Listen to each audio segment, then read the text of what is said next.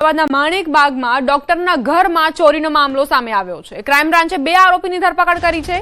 કમલેશ આસુંદ્રા અને મેહુલ પરમારની ધરપકડ કરાઈ। 1.47 કરોડની કિંમતના મુદ્દામાલની ચોરી થઈ હતી। 45 લાખ રોકડ રકમ, 203.5 તોલા સોનું અને 700 ગ્રામ ચાંદીની ચોરી કરી હતી। પોલીસે આરોપીઓ પાસેથી તમામ મુદ્દામાલ રિકવર કર્યો। આરોપી કમલેશ સામે અગાઉ પણ 10 જેટલા ચોરીના ગુના નોંધાયેલા છે। પોલીસે આ તમામ મુદ્દામાલ રિકવર કર્યો છે અને સાથે તપાસ દરમિયાનના સીસીટીવી ફૂટેજ પણ સામે આવ્યા છે, જેમાં આ ચોર ડોક્ટરની ઘરની અંદર દાખલ થતો જોવા મળે છે। કઈ રીતે તેણે ચોરીને અંજામ આપ્યો તે પણ સીસીટીવી ફૂટેજમાં ઘટનાક્રમ કેદ થયો છે। 45 લાખ રોકડ રકમ, 203.5 તોલા સોનું અને 700 ગ્રામ ચાંદીની ચોરીને અંજામ આપ્યો આ વ્યક્તિએ। કમલેશ આસુંદ્રા અને મેહુલ પરમાર બંનેની સંડોવણી સામે આવી છે, જેમાંથી કમલેશની સામે આ પહેલા પણ ચોરીના ગુના નોંધાઈ ચૂક્યા છે।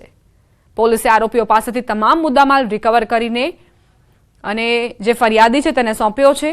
આરોપી કમલેશ સામે અગાઉ 10 જેટલા ચોરીના ગુના નોંધાયેલા છે। એટલે બંને જે પકડાયેલા આરોપીઓ છે તેમાંથી એક આરોપી રીઢો ચોર છે, ગુનેગાર છે। આ પહેલા પણ ઘણી વખત તે ચોરીના ગુનાઓમાં સંડોવાયેલો છે।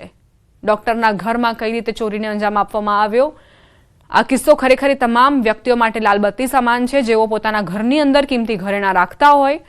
ખૂબ જ સાવચેતી રાખજો, સાવધાની રાખજો, કારણ કે આ ચોર તમારી ઘરની અંદર ચોરી કરીને ફરાર થઈ જશે। તેઓ પાસેથી સદર ગુનામાં ચોરીમાં ગયેલ મુદ્દામાલ પૈકીના 45 લાખ રૂપિયા રોકડા, સોનાના દાગીના, કુલ વજન 2 કિલો 278.990 ગ્રામ, કિંમત રૂપિયા 1,01,75,000, ચાંદીના દાગીના કુલ વજન 557.400 ગ્રામ, કિંમત રૂપિયા 50,000નો મુદ્દામાલ કબજે કરવામાં આવેલા છે। આરોપીઓ વિરુદ્ધ કાયદેસરની કાર્યવાહી હાથ ધરવામાં આવેલી છે। રાજકોટ શહેરના યાજ્ઞિક રોડ પર આવેલા મલાબારના જ્વેલરી શોરૂમમાં ચોરીની ઘટના બની। 23 જાન્યુઆરીના રોજ અજાણી મહિલાએ શોરૂમ સ્ટાફની નજર ચૂકવીને ગોલ્ડ અને ડાયમંડ્સ ડિસ્પ્લે ટ્રેમાંથી ચોરી કરી હતી। 27.59 ગ્રામ 22 કેરેટની સોનાની ચેન ચોરી મહિલા ફરાર થઈ ગઈ। સમગ્ર મામલે શોરૂમના મેનેજર 46 વર્ષીય વિજય બુલચંદાણી દ્વારા પોલીસ ફરિયાદ કરાઈ છે। સમગ્ર ચોરીની ઘટનાના સીસીટીવી ફૂટેજ પણ સામે આવ્યા। સીસીટીવીના આધારે પોલીસે મહિલા આરોપીની શોધખોળ હાથ ધરી છે।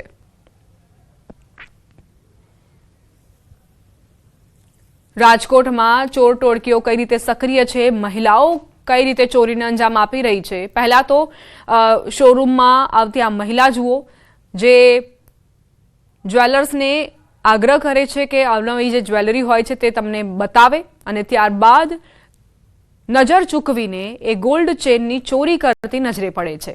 22 કેરેટ સોનાની ચેન ચોરીને તે ફરાર થઈ જાય છે। જૂનાગઢ આમ આદમી પાર્ટી જિલ્લા પ્રમુખ વિરુદ્ધ પાસા હેઠળ કાર્યવાહી। પ્રમુખ હરેશ સાવલિયાની પાસા હેઠળ ધરપકડ। હરેશ સાવલિયાની ધરપકડ કરાઈ છે। અમદાવાદ સાબરમતી જેલ હવાલે કરાયો છે। હરેશ સાવલિયા વિરુદ્ધ એટ્રોસિટીની ફરિયાદ નોંધાઈ હતી। વિસાવદર નજીક મગફળી ખરીદી કેન્દ્ર પર બબાલ થઈ હતી। 3 દિવસ પહેલા જ જામીન મળ્યા હતા અને જેલ મુક્ત થયા હતા। ગઈકાલે રાત્રે ક્રાઇમ બ્રાન્ચે પાસા હેઠળ કાર્યવાહી કરી છે। સંવાદદાતા અમાર જોડાઈ ગયા છે વધુ જાણકારી સાથે। અમાર, આમ આદમી પાર્ટીના પ્રમુખ સાવલિયા આખરે કેમ સકંજામાં આવ્યા છે પોલીસના અને પાસા હેઠળ પણ કાર્યવાહી થઈ છે, શું ઘટનાક્રમ?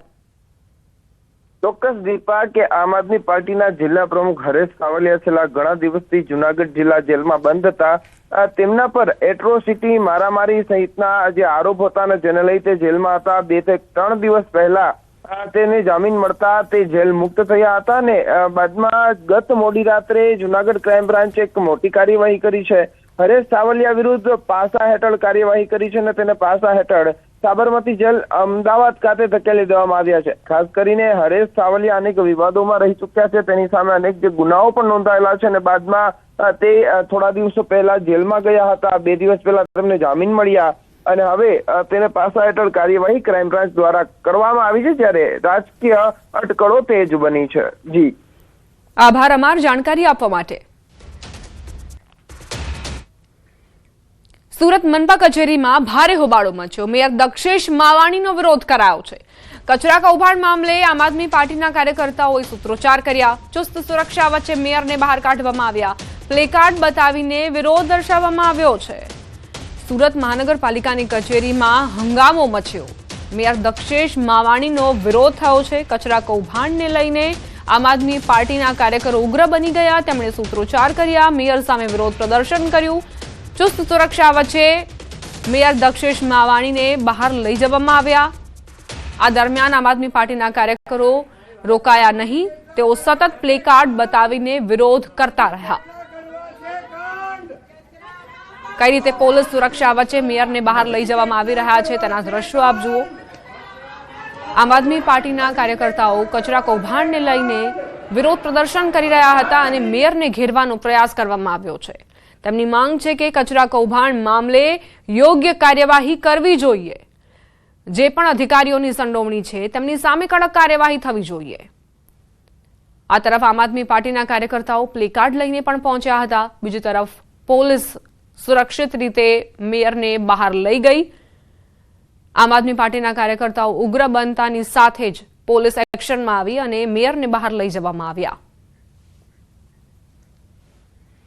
ગાંધીનગરથી સમાચાર. કુખ્યાત ભરત રબારી ટોળકી પર સકંજો કસાયો છે. ગુજસટોક હેઠળ મુખ્ય સૂત્રધારની ધરપકડ. જિલ્લા પોલીસ વડા રવિ તેજા વાસમ શેટ્ટીનું નિવેદન.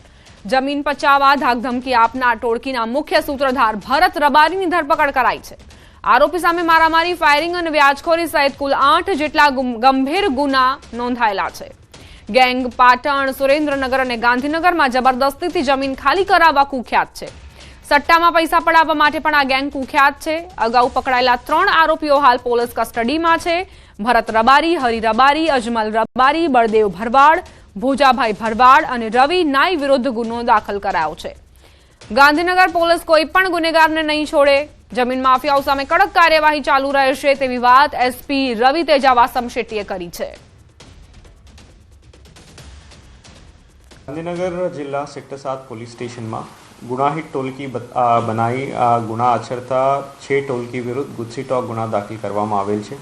આમાં મુખ્ય આરોપી છે ભરત સુકા રબારી અને એના 2 ભાઈઓ છે. કુલ મળીને 3 ભાઈઓ, હરિભાઈ રબારી અને અજમલ રબારી. અને એની સાથે સાથે આ 3 અલગ આરોપી બલદેવ રબારી, ભોજાભાઈ બરવાડ और રવિભાઈ નાઈ, ये 6 ने વિરુદ્ધ કાલે રાત્રે સેક્ટર 7 પોલીસ સ્ટેશનમાં ગુના દાખલ કરવામાં આવેલ છે. અને હાલ પોલીસ અજમલભાઈને ધરપકડ કરી છે અને 3 આરોપી અત્યારે પાટણ જેલમાં જ્યુડિશિયલ કસ્ટડીમાં છે. આ 3 ટ્રાન્સફર વોરંટથી લેવામાં આવશે. ગાંધીનગરમાં બિલ્ડર પુત્રની આત્મહત્યાનો મામલો. ઇન્ફોસિટી પોલીસ સ્ટેશનમાં 4 લોકો સામે ફરિયાદ દાખલ. પોલીસને 2 પાનાની સ્યુસાઇડ નોટ મળી આવી. 4 શખ્સોએ પૈસાની લેતી દેતી મામલે ગામ વચ્ચે ઢોરમાર માર્યાનો ઉલ્લેખ. ઋષભ પટેલને આરોપીઓ ટોર્ચર કરતા હતા.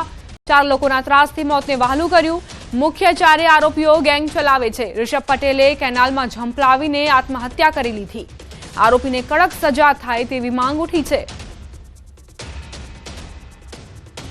બિલ્ડરના પુત્રએ આત્મહત્યા કરી અને સાથે જ સુસાઇડ નોટમાં ઉલ્લેખ કર્યો છે કે તેને હેરાન પરેશાન કરવામાં આવતો હતો, માનસિક ત્રાસ આપવામાં આવતો હતો, જેના કારણે તેણે આત્મહત્યા જેવું પગલું ભર્યું છે. ઇન્ફોસિટી પોલીસ સ્ટેશનમાં 4 વ્યક્તિ સામે ફરિયાદ નોંધાઈ છે. ઋષભને છેલ્લા 6 દિવસથી આ કામના જે 4 આરોપી છે એ માનસિક ત્રાસ આપતા હતા અને એ 4 આરોપીમાંથી જે 2 મુખ્ય આરોપી છે એમણે ઋષભને મારેલો હતો, જાહેર જગ્યામાં મારેલો હતો અને એમને ટોર્ચર કરતા હતા. અને એના કારણે કંટાળીને ઋષભે નર્મદા કેનાલમાં આત્મહત્યા કરેલી છે. આજે જે 4 આરોપી છે એના નામ જોવા જઈએ તો કલ્પેશભાઈ ઉર્ફે તલાટી, મનીષ ઉર્ફે સ્પ્લેન્ડર, કિશન અરવિંદભાઈ ઉર્ફે વિક્રમભાઈ પટેલ અને મહિપાલસિંહ, આ 4 આરોપીના નામ લખાવેલા હતા. રાજકોટમાં એકતરફી પ્રેમમાં પાગલ પ્રેમીની કરતૂત. યુવતીની માતા અને ભાઈનું અપહરણ કર્યું. યુનિવર્સિટી પોલીસે કાર્યવાહી હાથ ધરી. પોલીસે આરોપી અને તેના સાથીદારોની ધરપકડ કરી છે. પોલીસે અભ્યત માતા અને પુત્રને મુક્ત કરાવ્યા છે. એકતરફી પ્રેમમાં પાગલ આ યુવક જેણે યુવતીની માતા અને ભાઈનું અપહરણ કર્યું. પોતાની જીદના આગળ તેણે તમામ જે કાયદો વ્યવસ્થા છે તેને બાજુમાં મૂકી દીધી અને માતા અને ભાઈનું અપહરણને અંજામ આપ્યો. યુનિવર્સિટી પોલીસે કાર્યવાહી શરૂ કરી છે. આરોપી અને તેના સાથીદારોની ધરપકડ કરીને હવે તેને કાયદાનો પાઠ ભણાવાશે. વડોદરા શહેરમાં દૂષિત પાણીની સમસ્યાને લઈને સ્થાનિકોએ સતત બીજા દિવસે પણ ઉગ્ર વિરોધ પ્રદર્શન કર્યું. શહેરના વોર્ડ નંબર 11ની સોસાયટીમાં છેલ્લા 1 માસથી મનપા દ્વારા પીવા માટે દૂષિત પાણી આપવામાં આવી રહ્યું છે. આ સાથે સોસાયટીની ડ્રેનેજ પણ ઉભરાતી હોવાથી સ્થાનિકોએ ધારાસભ્ય અને ડેપ્યુટી મેયર પર દૂષિત પાણીનો અભિષેક અને માટલા ફોડીને વિરોધ કર્યો. બીજી તરફ મનપાના પાણી પુરવઠા અધિકારીએ જણાવ્યું હતું કે હાલ શહેરમાં 10થી વધુ સ્થળોએ પાણી લીકેજના પ્રશ્નો સામે આવતા મનપા દ્વારા કામગીરી કરાઈ રહી છે.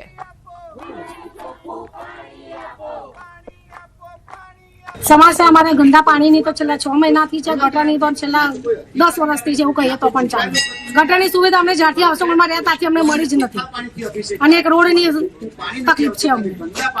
અમે ગંદા પાણી કોર્પોરેટર અને એમએલએ ઉપર અભિષેક કરીને કર્યો છે અને માટલા ફોડ્યા છે. અહીંયા વિરોધ પ્રદર્શન એટલા માટે કરવું પડ્યું છે કે છેલ્લા 6 મહિનાથી આ વિસ્તારની અંદર દૂષિત પાણી આવે છે. છેલ્લા 6 મહિનાથી પીવાલાયક પાણી નથી આવતું, પૂરતા પ્રેશરથી પાણી નથી મળતું. એક બાજુ આપણે સ્માર્ટ સિટીની વાતો કરીએ, 24/7 ના પાણીની વાતો કરીએ અને 1 કલાક પીવાનું પાણી નથી મળતું. આજુબાજુ જે વિસ્તાર છે એ બધી જ જગ્યાએ પાણીના સેમ્પલ લેવામાં આવ્યા છે, ચેક કરવામાં આવ્યા છે. શહેરમાં આમ જોઈએ તો ટોટલ ગણીએ તો 10 સ્થળો પર આ રીતે જે સમસ્યા છે એની કામગીરી હાથ ધરેલ છે. ના, એવી કોઈ પરિસ્થિતિ નથી. હવે અમે એવી જગ્યાઓ પર હાલ લાઈન કાપી અને તે સ્થળો પર પાણીની ટેન્કરો, ચોખ્ખા પાણીની ટેન્કરો ત્યાં પહોંચાડી રહ્યા છે. સુરતના અશ્વની કુમાર ફૂલ બજારને લઈને તપાસના મામલે રાજકીય ગરમાવો જોવા મળી રહ્યો છે. નોંધનીય છે કે કોંગ્રેસ નેતા દર્શન નાયકે ફૂલ બજારમાં હપ્તાખોરી ચાલતી હોવાના આરોપ મૂક્યા હતા. સાથે પાલિકા કમિશનર અને પાલિકા કમિશનરને પોલીસ કમિશનરને પત્ર લખીને તપાસની માંગ કરી હતી. પરંતુ આ રજૂઆતનો ફૂલ બજારના વિક્રેતાઓએ કડક વિરોધ કર્યો છે. વિક્રેતાઓએ દર્શન નાયક પર ખોટી માહિતી ફેલાવવાનો આરોપ લગાવ્યો અને હાય હાયના નારા લગાવીને વિરોધ કર્યો. સાથે જ ફૂલ બજારના વેપારીઓને હેરાન પરેશાન કરવામાં ન આવે તેવી માંગ પણ ઉઠી છે.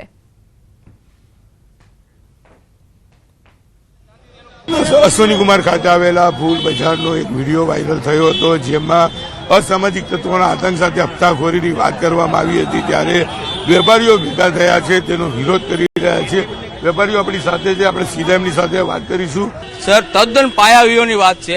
અહીંયા અમે 2007થી વેપારીઓ ખેડૂતોનો માલ વેચીને જાય છે, વેપારીઓ શાંતિથી ધંધો કરીને જાય છે, રોજીરોટી મેળવે છે.